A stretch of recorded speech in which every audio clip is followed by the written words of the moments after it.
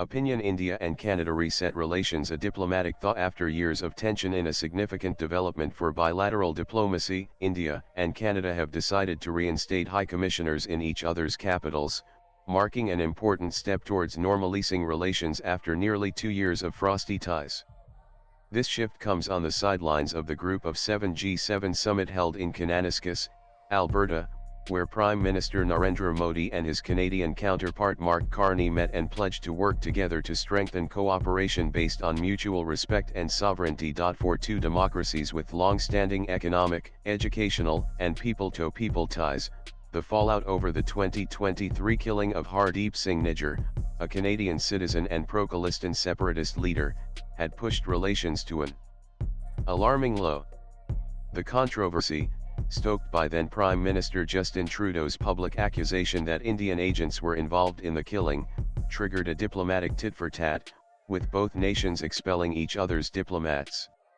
The episode poisoned a relationship that was already fraught with tensions over Sikh extremism and Ottawa's perceived indifference to New Delhi's concerns. The arrival of Mark Carney, an experienced figure with a globalist outlook, appears to have created the space for a reset.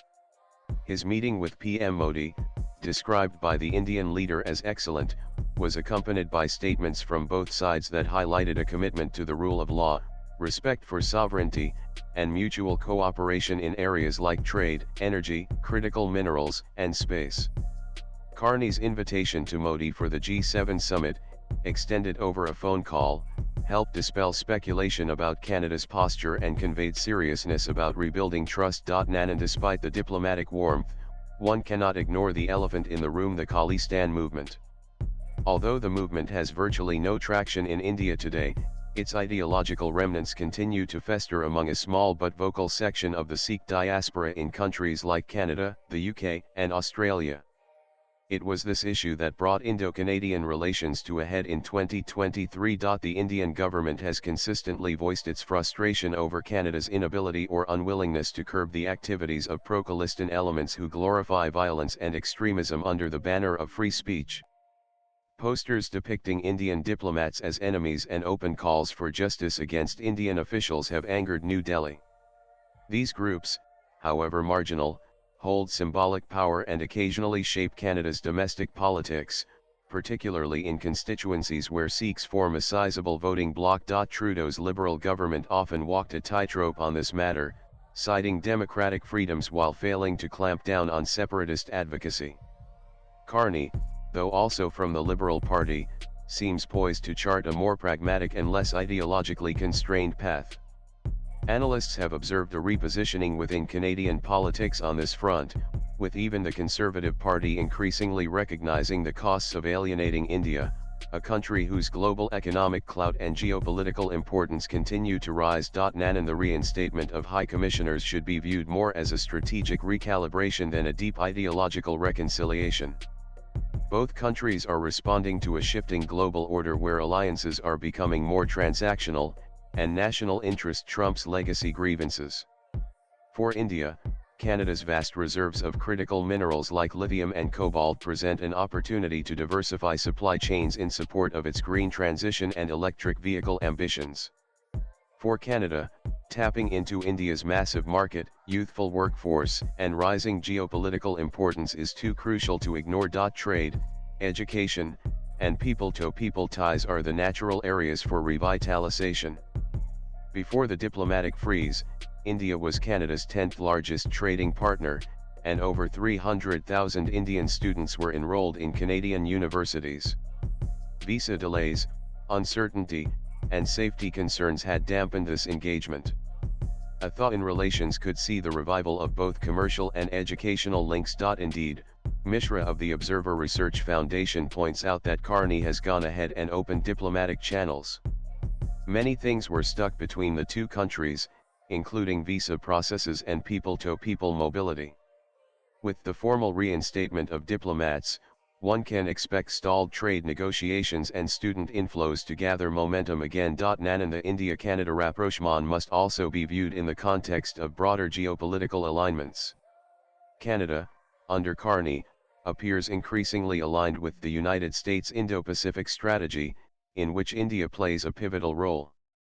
A deteriorating relationship with New Delhi would not only hurt Ottawa's economic prospects but could also complicate its standing within Western alliances.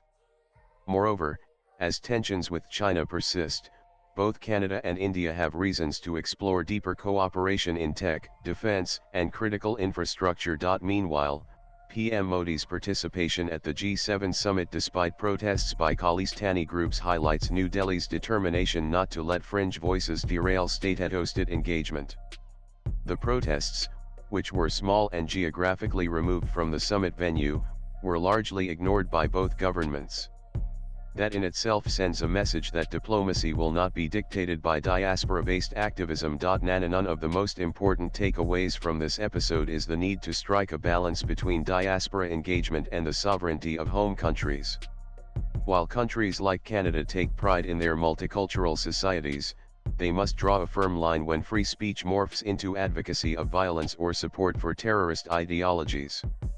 India, too, must engage diaspora communities with a mix of soft power and proactive diplomacy, rather than coercive rhetoric. The Modi-Carney meeting, therefore, is a reminder that mature democracies can differ, even sharply, and still find a way back to cooperation.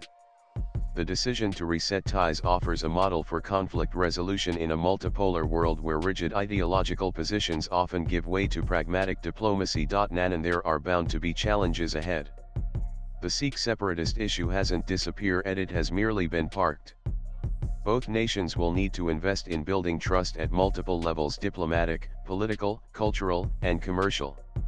The resumption of high-level dialogue must be matched by consistent action on issues like counter-extremism, immigration facilitation, and trade liberalization. India and Canada share values of democracy, pluralism, and the rule of law.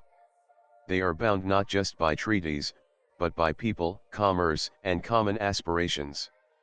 With the acrimony of the Niger controversy receding into the rearview mirror, this diplomatic thaw offers a second chance, perhaps the last in the near term, for the two countries to build a resilient and forward-looking partnership. Swipe left for next video. In a fractured world, such pragmatic resets are not only welcome, they are essential. Nan the writer is a technocrat, political analyst, and author.